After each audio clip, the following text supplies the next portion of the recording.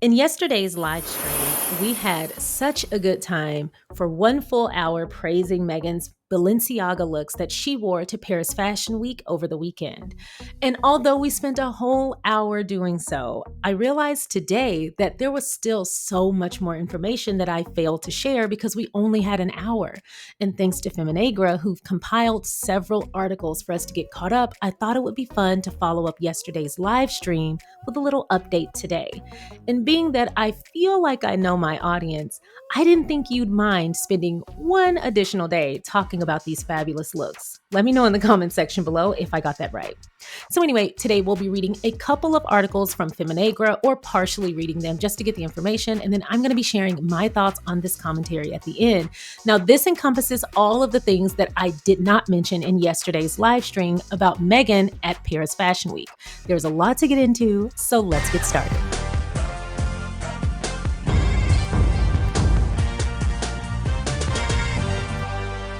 Thank you for clicking on my video, and if you're returning, welcome back to my channel.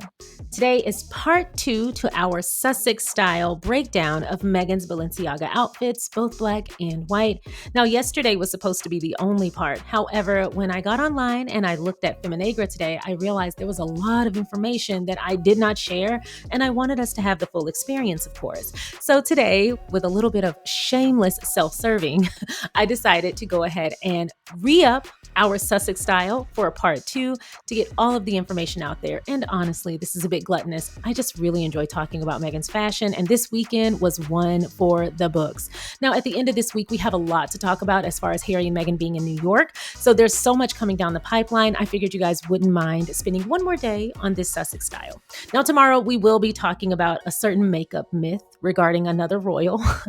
And we will be getting to the mess tomorrow, so look forward for that. But today, we still get to bask in the sun and the glow of Meghan, the Duchess of Sussex. Before we get into it, if you haven't already, please don't forget to go ahead and like this video, subscribe to the channel, and please don't forget to share so that more people can find us. In yesterday's live stream, I shared a video that Meghan shared on her Instagram stories showing her kicking her feet up after all of the Paris Fashion Week fun was over for her and riding through the streets of Paris at night with her friends. They looked like they were having such a good time and celebrating such a victory of shutting down Paris Fashion Week in 24 hours. Well, would you believe that certain tabloids decided to try and take that beautiful, endearing moment and turn that into disrespect towards Meghan's own mother-in-law? Princess Diana, the Princess of Wales. They are shameless. They have no bounds for how low they will go. And every day they prove to us how disgusting they really are. But let's get caught up. Thankfully, Feminagra has an article about it written by the one and only Miss Historian titled, Meghan Sussex's Paris Fashion Moment Sparks False Accusations of Disrespect to Princess Diana. A short video shared by the Duchess of Sussex during her visit to Paris has ignited a new wave of media criticism. As if they haven't run out of things to be mad at this lady about, they will literally drudge up anything. Goodness. British and American outlets quickly framed the clip as insensitive, linking it to the site of Princess Diana's fatal 1997 car crash. And I want to pause there.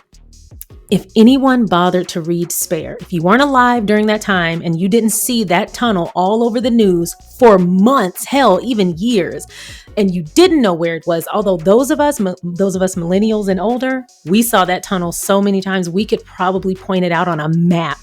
That is how often they shared those photos and those videos, which is why I can't actually look at them now. But side note, if you don't remember it, but you did read Spare, then guess what? You should have known where it was as well. So there's no excuse. The footage, which appeared on Instagram stories, showed Meghan traveling through the city at night. Recorded from the back of a vehicle, it featured views of the Seine, including Pont d'Alexandre III and Pont des Invalides, two iconic Parisian bridges. And I'm going to tell y'all right now, I butchered the hell out of that, and let me tell you, that was my very best. Gold star for me. I'm sorry to your ears. The clip had no sound or caption. Most viewers interpreted it as a quiet moment reflecting her time at Paris Fashion Week, where Meghan attended a Balenciaga show in support of designer Pier Paolo Piccioli, a longtime friend. Still, several commentators objected to the setting. The New York Post described the video as insensitive. The Daily Fail quoted a royal expert who called it bewildering and questioned Meghan's judgment. They cited its proximity to the Pont de l'Alma tunnel, where Princess Diana died, as justification for the outrage. The tunnel wasn't in the video. A closer look at the geography discredits the tabloid framing. The Pont de l'Alma tunnel doesn't appear in the footage. It's roughly 1 kilometer away from the bridges shown and was not visible, referenced, or implied. The video offers no visual or narrative connection to Princess Diana's death. Even so, the story escalated quickly. Social media users repeated the tunnel claim without verifying it. Yep, I saw that in my comment section as well, and I just deleted and blocked. Media headlines encouraged the speculation, and the video became a viral example of what critics framed as poor taste. The claim itself collapses under scrutiny. Hell, even a double take. It hinges on vague proximity and invented symbolism. The real story isn't about Paris. It's about how certain outlets consistently distort Meghan's actions to fit a predetermined script. Her visibility continues to provoke disproportionate responses, especially when she appears unbothered. Ooh, that really does get them out of their skin, doesn't it? See, Miss Historian calls it like it is, and that is why I love her writing. Princess Diana's legacy has never been treated equally. Princess Diana's death remains one of the most emotionally charged moments in modern royal history. Her sons have spoken openly about the trauma they experienced and the role the press played in it.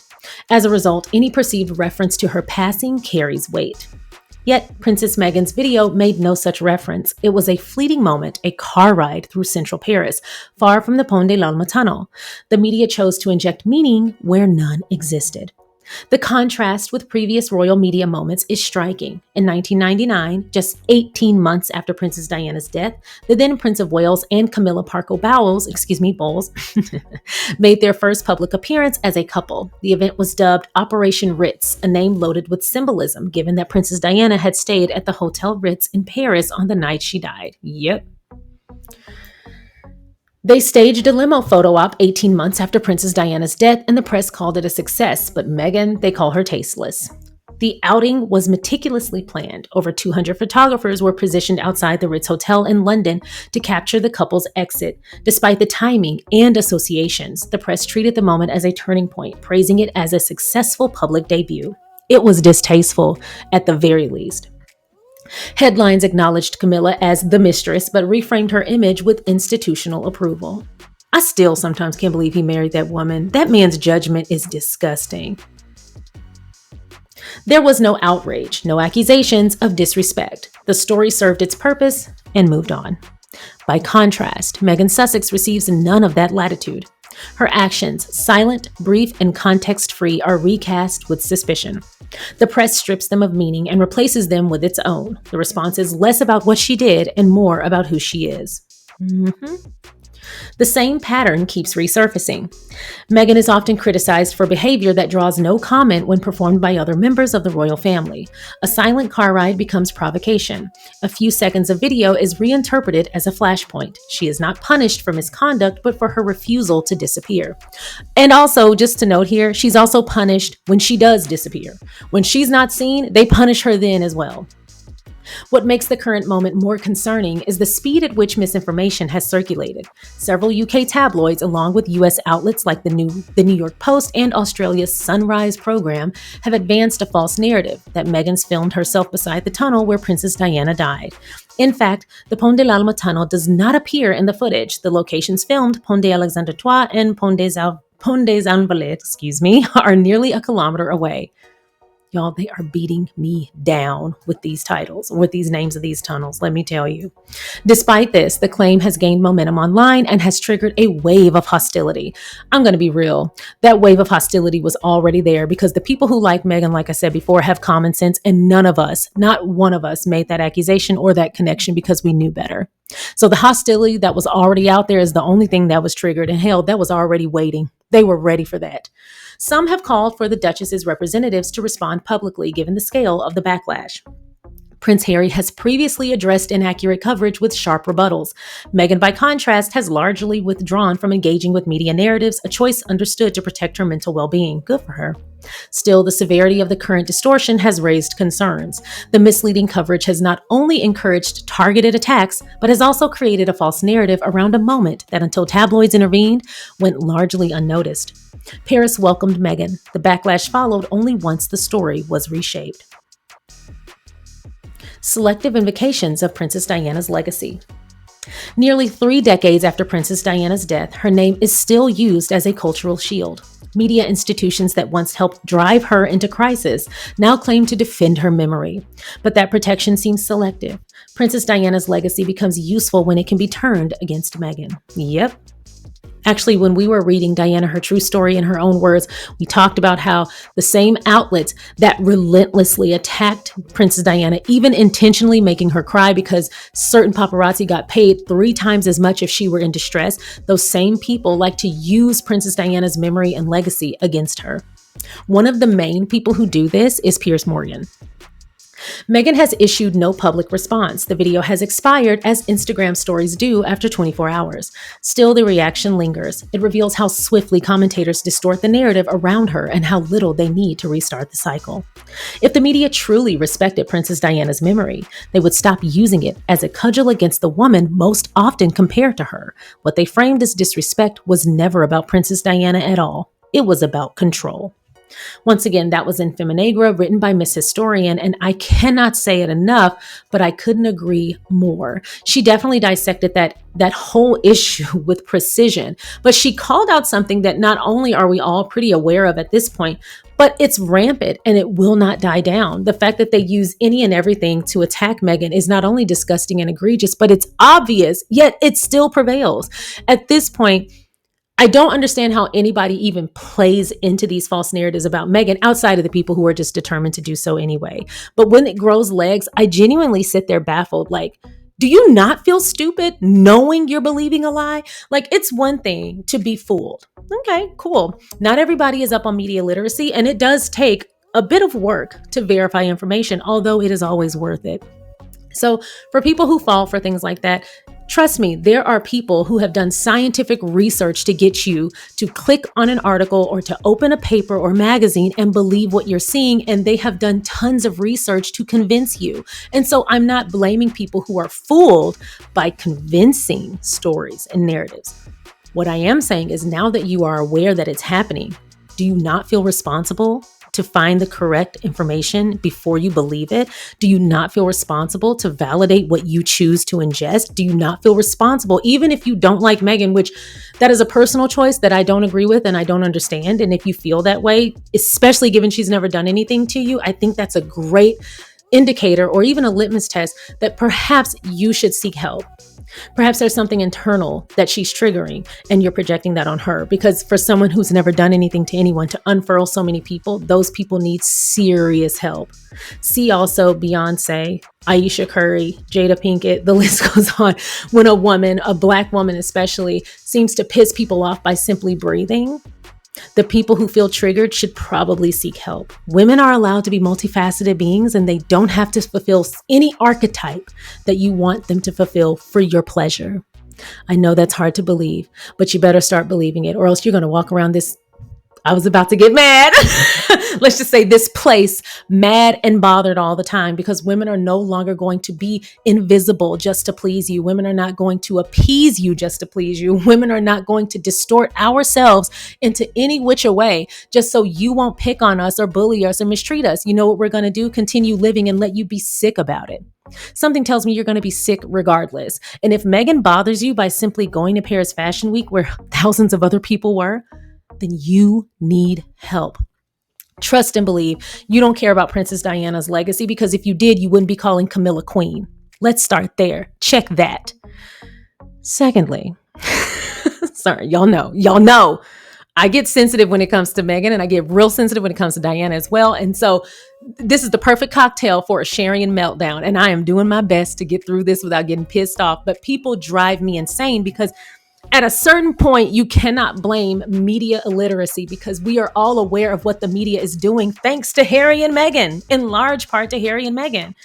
But the fact that you know they're trying to trick you, the fact that you know there's a running narrative, the fact that you know they're just trying to get your clicks and you still buy into it. And I'm pretty sure I'm not talking to anybody who watches this channel because we have been through the rigmarole from front to back, side to side, in and out, up and down, from the rooter to the tutor.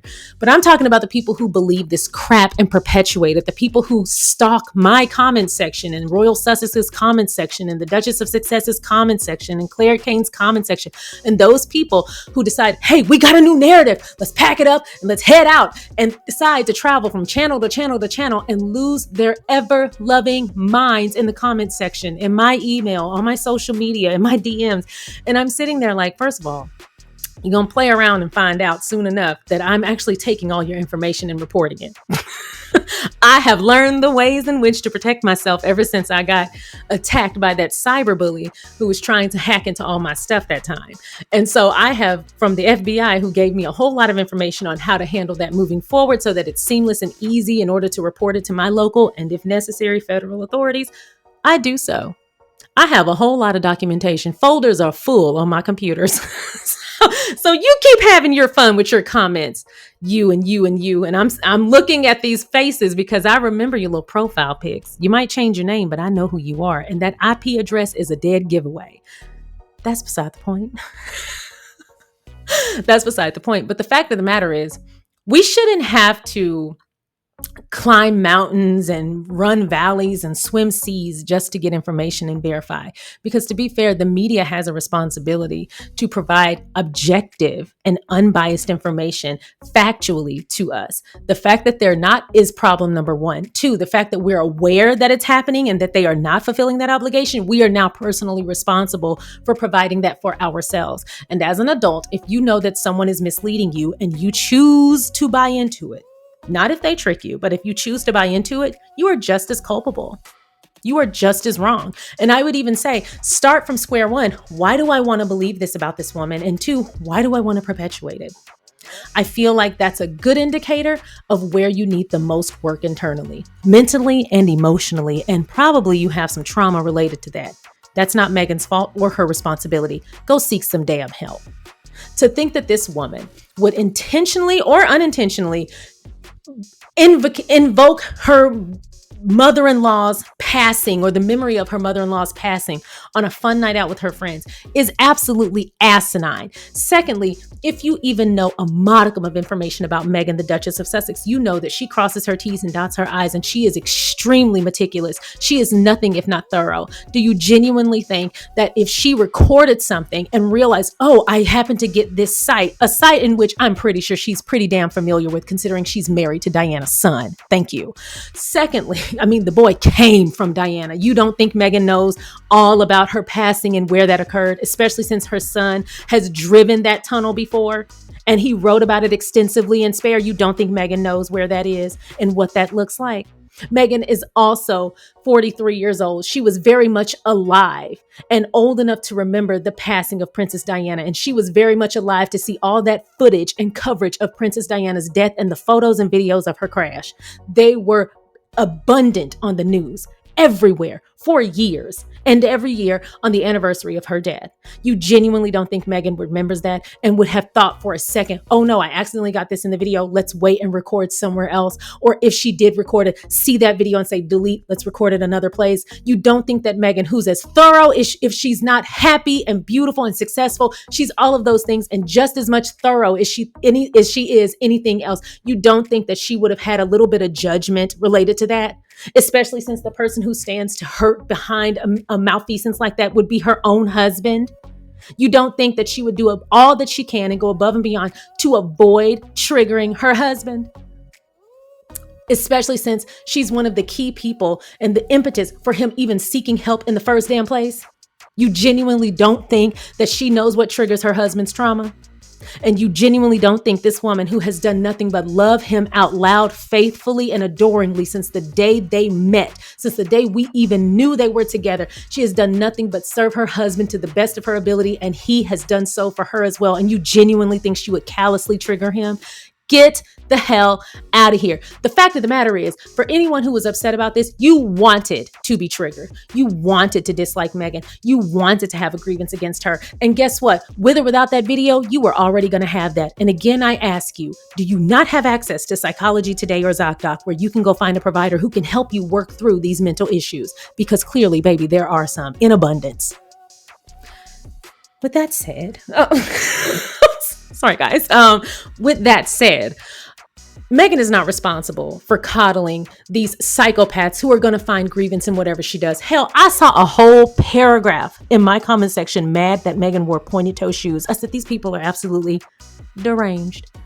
If the Sussex squad hasn't done anything else, which that can't be said, but I'm saying if they didn't do anything else, one thing they did and did well is properly name that group of psychopaths derangers. If y'all did not hit the nail on the head with that one, because there's no better and apt description for that wild wolf pack of psychopaths, derangers. My goodness. Thankfully, y'all done a lot of other amazing things. But I tell you, one of the best things y'all did was properly name that group of people. Because if I tell you it's fitting, there was a person who had a whole meltdown. Now, there were people who dissected her outfit and had criticisms or whatever. And listen, by all means, go do your thing. But there was actually a person who was upset that she wore pointed toe heels, saying they weren't on trend and that they were insensitive. And yes, that was a real criticism, that her pointed toe heels were insensitive. And when I read that, I just said, God help them. And I kept it pushing. I blocked them and deleted and kept it pushing. I said, God help them, and went on about my business. After a certain point, you accept that people can only understand, empathize, and honestly engage with you to the extent of their own ability to comprehend. And when you have accepted that, especially being here in America, where I think the average comprehension or the average reading level is like a 6th grade reading level, if I'm not mistaken, let me know. I think that was according to the Literacy Institute. Their last study they did like 4 years ago, the average adult American over 25 had a reading level of 6th grade or below. And when you accept that, you realize that you are arguing with a wall, literally a brain dead wall. Let them have it.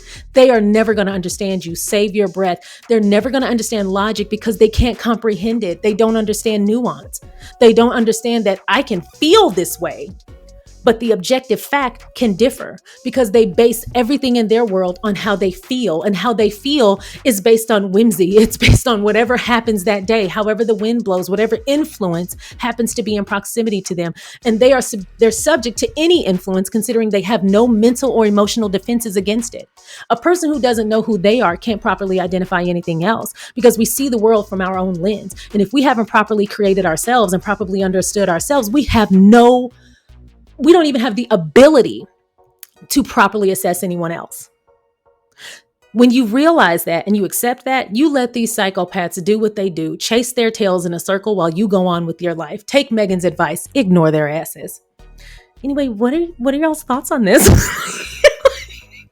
Every time I get worked up, I remember, like, girl, you are on a microphone and other people have opinions and you can't be getting angry. But it does bother me because there's so much real stuff we could be talking about. And if you're just itching to be mad, baby, I can point you at some targets.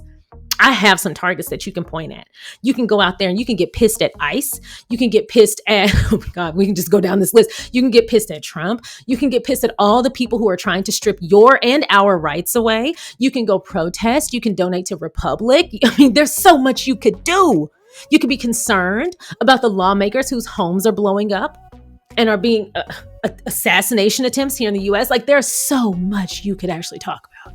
If you are just ready to get riled up, honey, I will point you at some targets. Let me know. Go to CNN.com, the BBC.com, and I promise you will find 24 targets before you even get to page 2. There's a lot going on in the world, and I promise you, one of the things that are happening at the world's detriment are not Meghan. She is actually helping to improve society using her own resources and her own platform. But you want to be mad at her because you want to pretend that she invoked the memory of her mother-in-law's tragic passing. I promise you, she personally knows the people who are most affected by Princess Diana's death. And while I'm sure you were a fan of Diana, and I'm sure your parents were fans of Diana, you will never fully understand what Diana's death and the impact of that the way her children and their spouses will, particularly Meghan. So anyway, Uh, you let somebody tell me about how my husband's gonna feel and see, don't you get backhanded. Do you know how egregious it is to tell somebody, to speak to somebody on behalf of their own spouse? That is absolute insanity. And people do that as well. Trust me, I've had people do that to me where I made a joke with my husband. We were teasing each other back and forth. And this random woman, we were at H&R Block like 10 years ago. And this random woman goes, "Don't say that to him."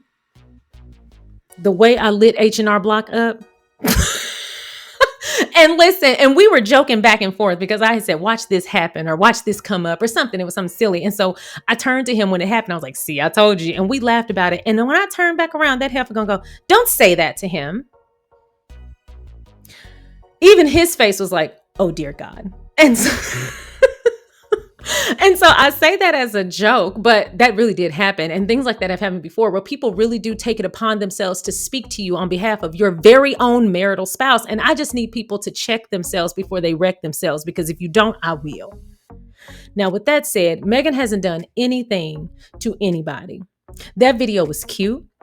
It was definitely par for the course. I mean, she showed us her walking into Fashion Week, and then she showed us her leaving with her feet propped up after a job. Very, very, very well done. And just admit that's what you're really mad about, that she shut Paris Fashion Week down and that you didn't get the drop because there are no leaks in Montecito.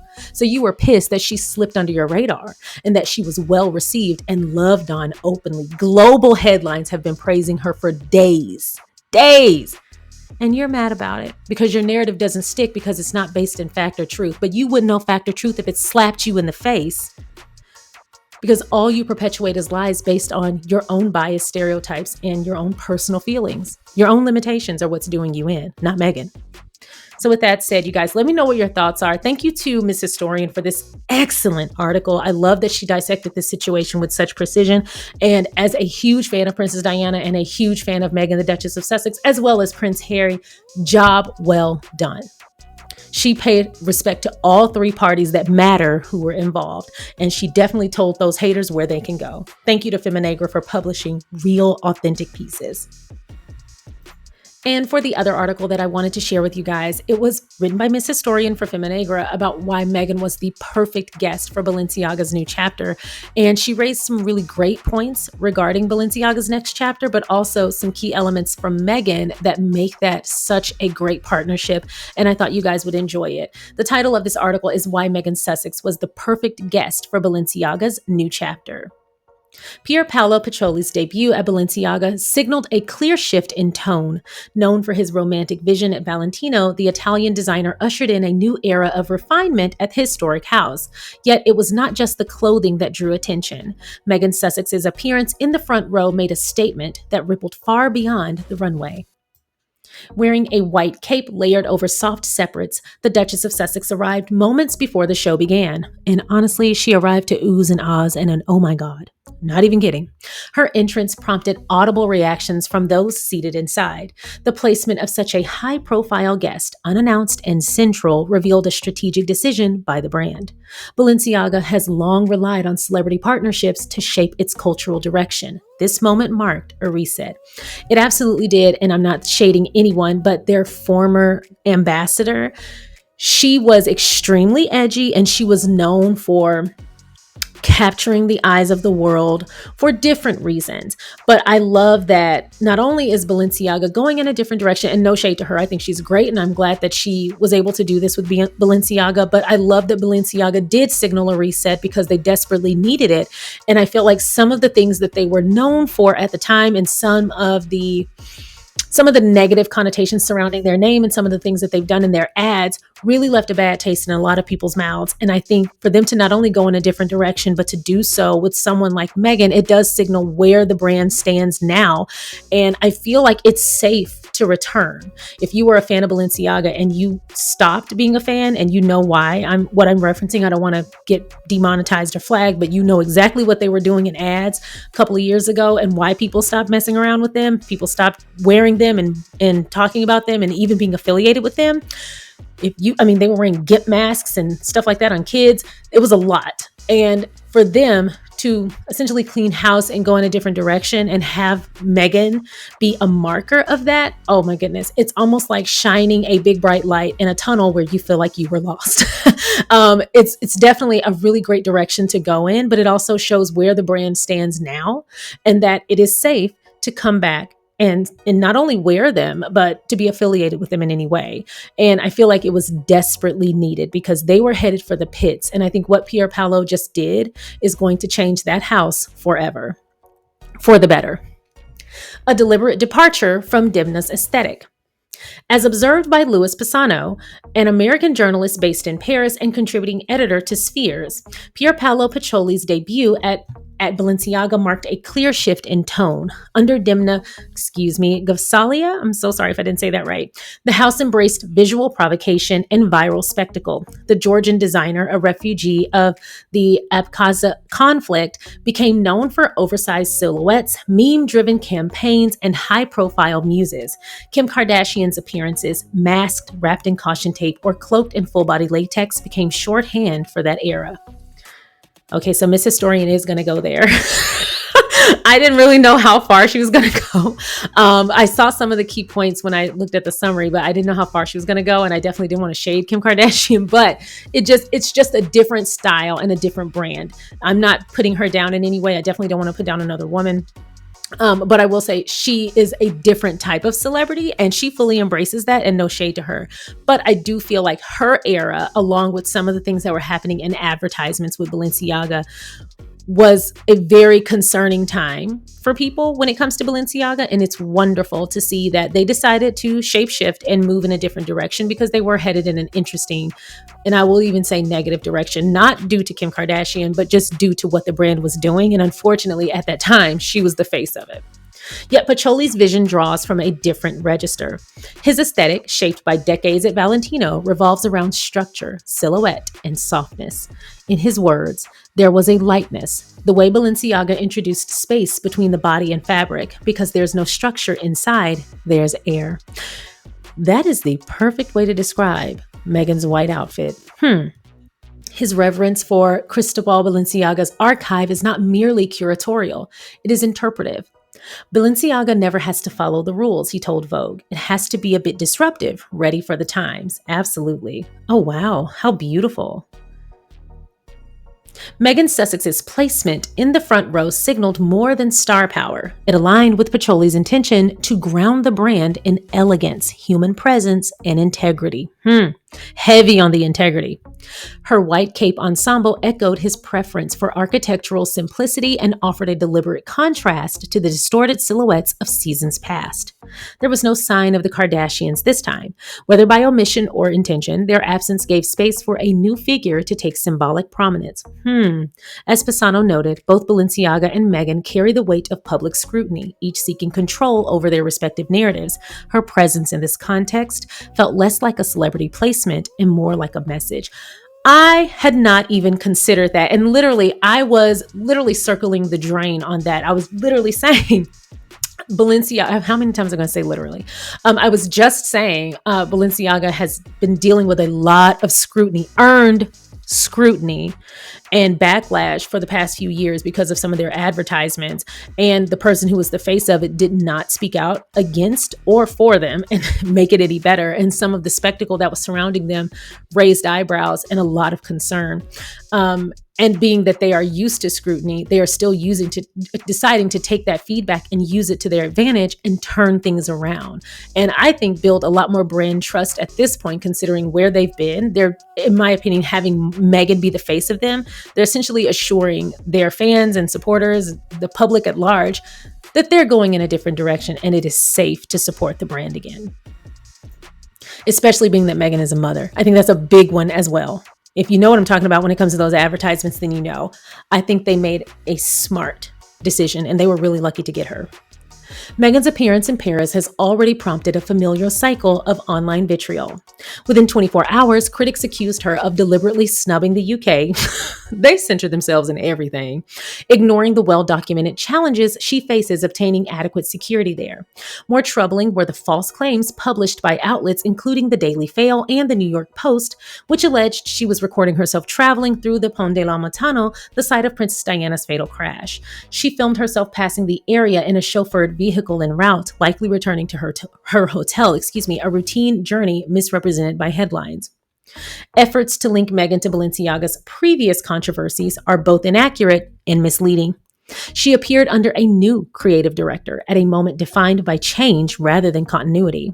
With Pacioli, there is already an established relationship. Meghan has worn his designs during his tenure at Valentino, reinforcing the consistency of her support for his work rather than the brand's past direction. Attempts to hold her responsible for a marketing decision made 3 years prior and by a different team are not grounded in fact. You guys, I cannot say this enough. Miss Historian does her research. Moreover, Meghan and Prince Harry have consistently advocated for child protection and online safety through their Archewell Foundation. Their work with organizations focused on digital health and youth welfare directly counters the narrative being imposed on her attendants. These facts have been overlooked in recent critiques. Adding complexity to the debate is the fashion history of other senior royals. Between 2016 and 2018, the Princess of Wales wore Balenciaga pearl clip-on earrings to several public events. This included state occasions such as the Trooping Color and the centenary of, Passchendaele. We're just going to move it on.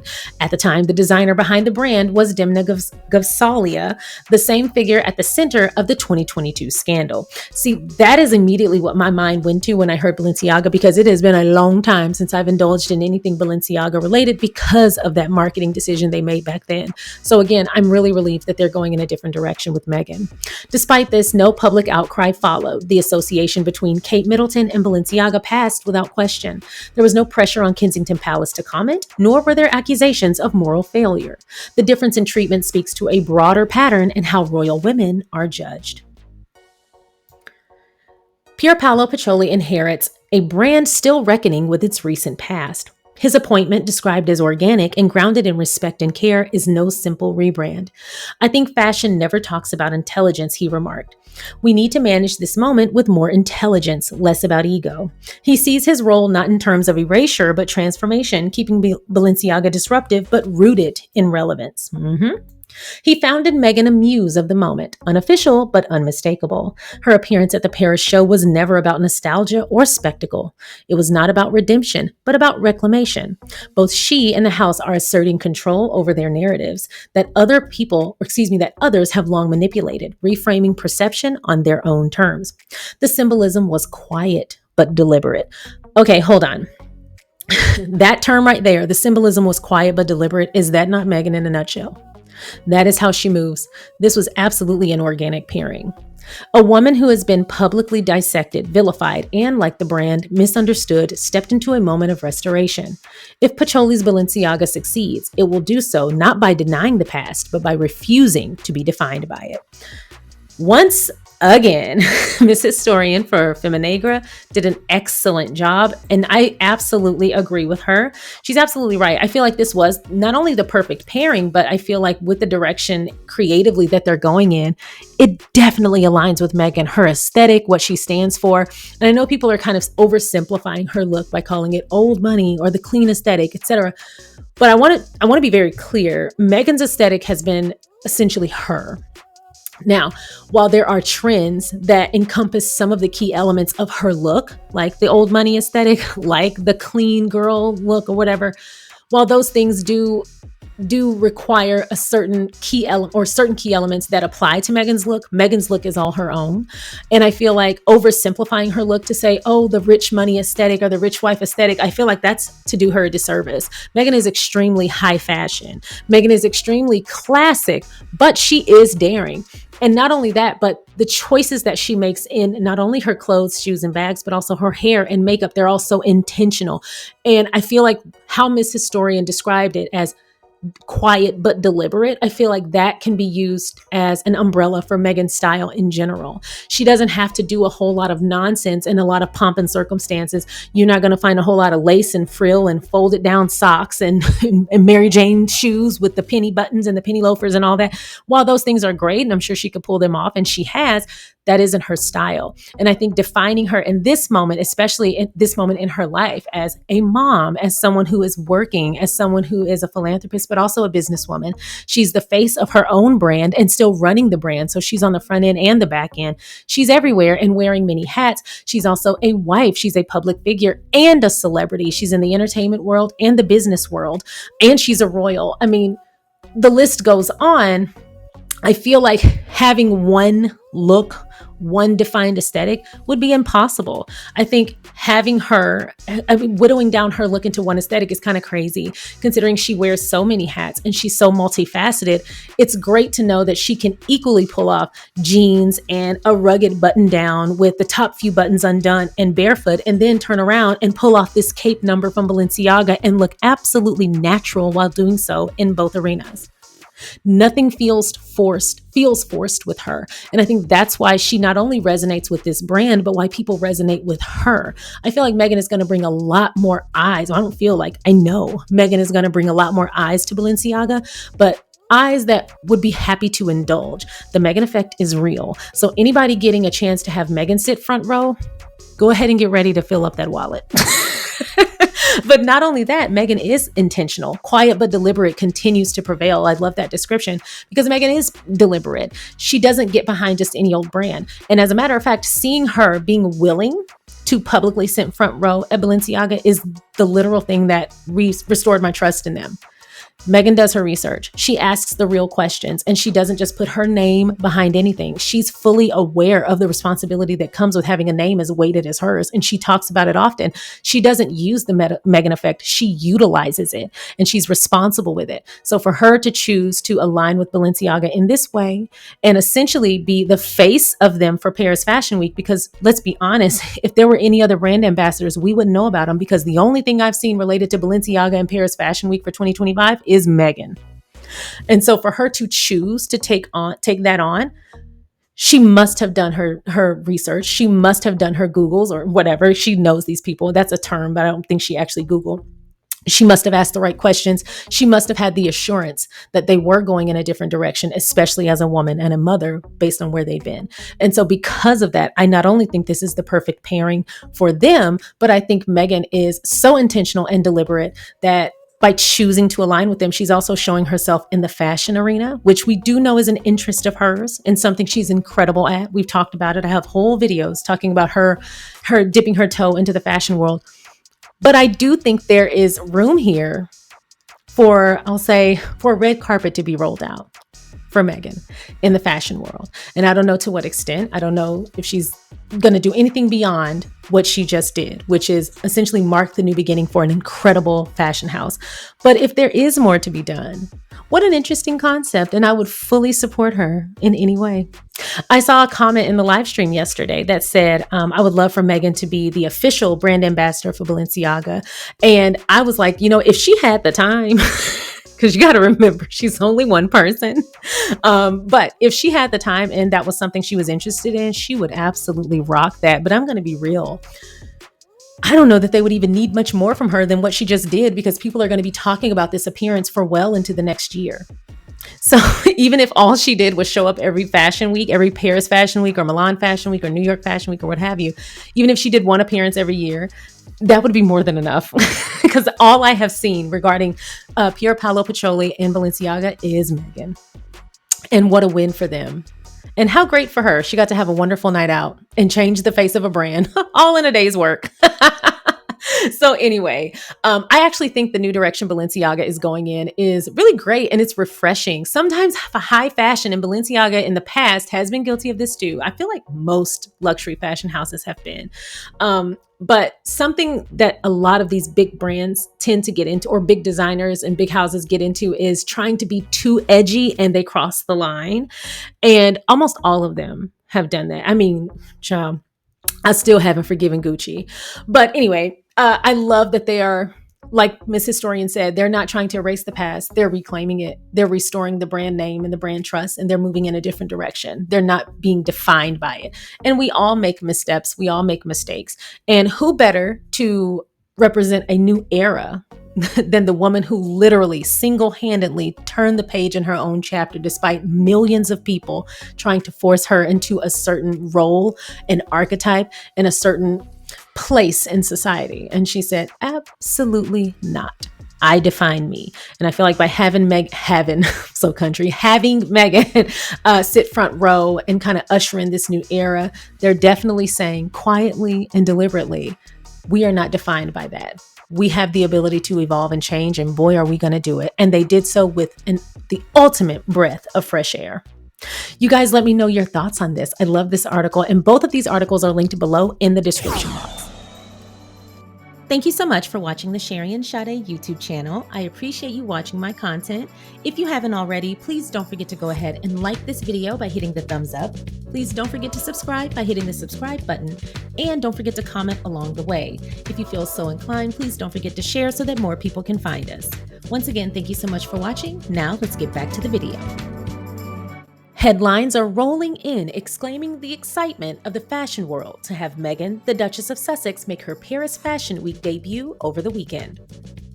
She's already landed on 5 best dressed lists at the time of recording this segment, and that does include Vogue as well as British Vogue.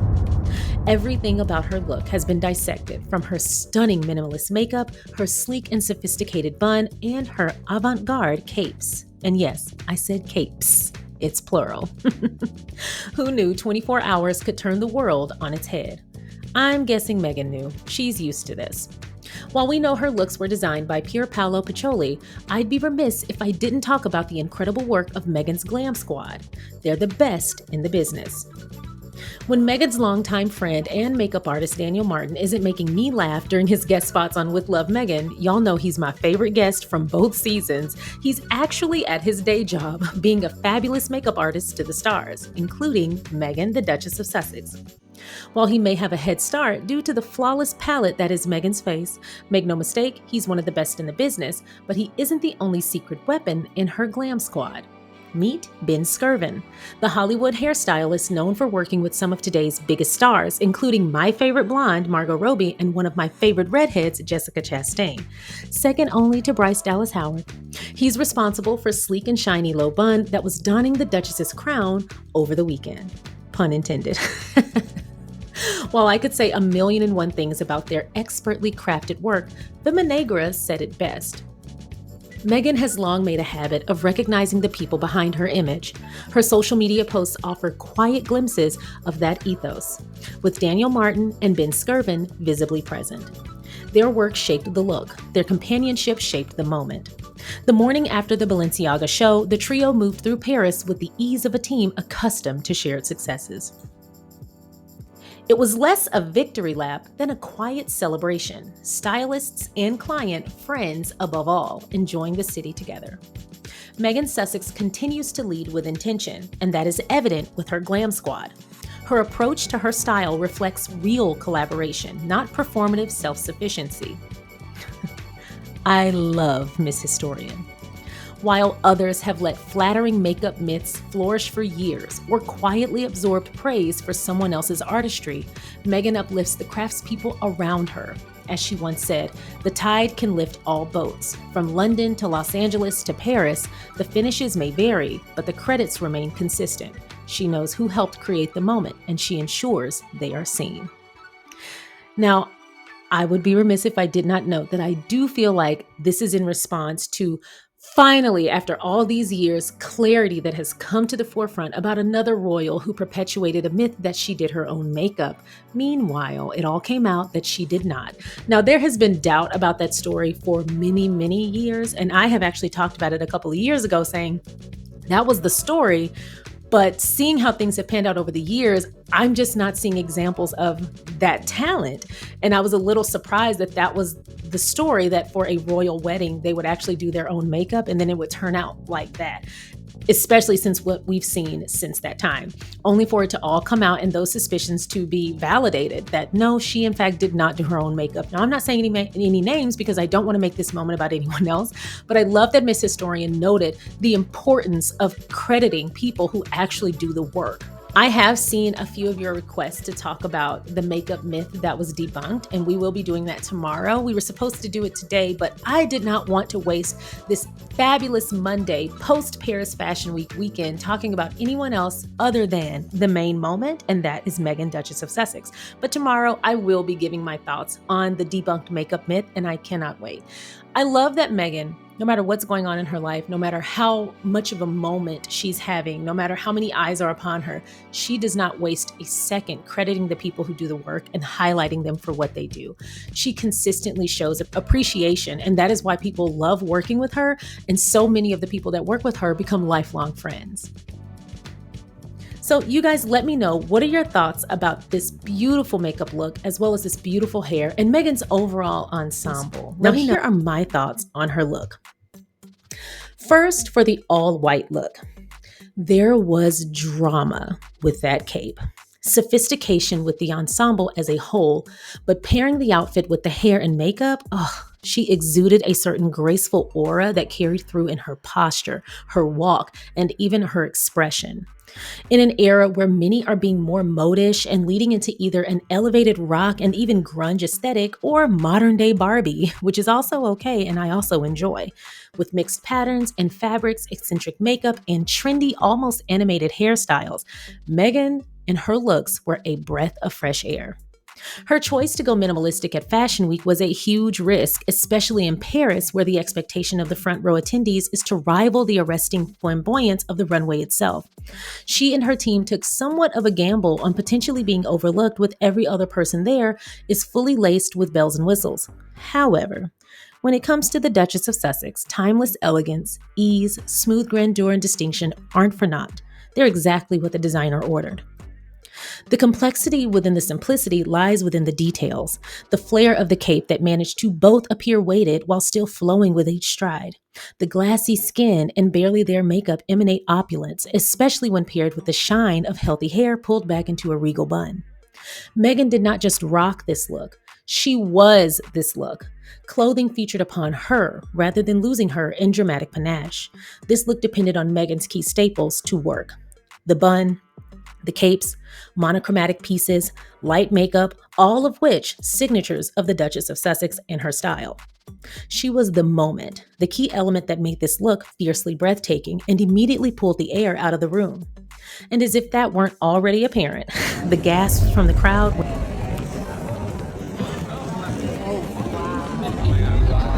when she floated by were the perfect accessory for her Paris Fashion Week debut. A debut fit for a princess. Now for her second look. Meghan is nothing if not consistent, and she pulled a seamless day-night outfit combo, not in reference to time, but an oppositional yet compatible pairing of a white to black transition perfectly. I love that she chose to do that. The second outfit, with the asymmetrical open back, midi length, and cape over a sleeveless arm, are not only perfect for evening elegance, but the perfect complement to the first look. Her makeup was darker, her pout was more tinted, and overall, this look bared a bit more skin. Mind you, the skin was a featured accessory and focal point for both ensembles. They did that. While both looks were individually stunning, seeing them together was majestic, at least for me. Both looks were caped, something Meghan is known for. However, the balance lies in how the looks differ. The first look is monochromatic white, long pants, longer balanced cape, and long sleeves, while the second is a black dress, shorter at a midi length, sleeveless, and not only shorter, now asymmetrical cape, but an open back. She went from angelic outfit that's white to the sultry black dress, a harmonious double feature that completely shifted the vibe. Championing a less is more motif while captivating every eye globally is a feat only a select few have accomplished. And like her mother-in-law before her, for the Duchess of Sussex, it was just another day. She rocked those looks. Y'all let me know what your thoughts are in the comment section below. So that's all I have for you guys today. It was really great to do this part two, as well as include the segments that may have been missed because they were played during the live stream yesterday. So for anyone who was still waiting to hear my thoughts on this and missed the live stream, here you go. I hope you enjoyed today's video. If you haven't already, please don't forget to go ahead and like this video by hitting the thumbs up. If you haven't subscribed, please do so. And I kind of think YouTube is suppressing my channel. So if you don't mind, if you feel so inclined, don't force yourself. But if you like the content and you want to share it, please feel free to share it so that more people can find the channel. Somebody actually left me a comment and an email saying that they think most of the positive Sussex channels have been suppressed. And they also noted that many of our subscribers have essentially gotten stuck at like the number we were at a couple of months ago, which might indicate when the suppression began. And I went and checked, and they might be right about that. Now, I haven't done any real research, but that was a theory. And when I went and looked, the last time I looked at some of the other channels, they were still where they were like 4 or 5 months ago as well, which is kind of unlike the growth pattern that I've experienced. I've experienced probably like maybe 1,000 to 2,000 new subscribers a month, and I haven't really moved that much in 5 months either. So it was just something to think about, and I'm going to be doing my research. But if you have any real intel on this, and you have any like research-based information, or you are just in the know, or have a particular set of skills, and if you have any idea what could be going on, feel free to let me know. But in the meantime, if you don't mind sharing, that would be great. That's all I have. Don't forget to like, subscribe, and share, and I will see y'all next time. Bye.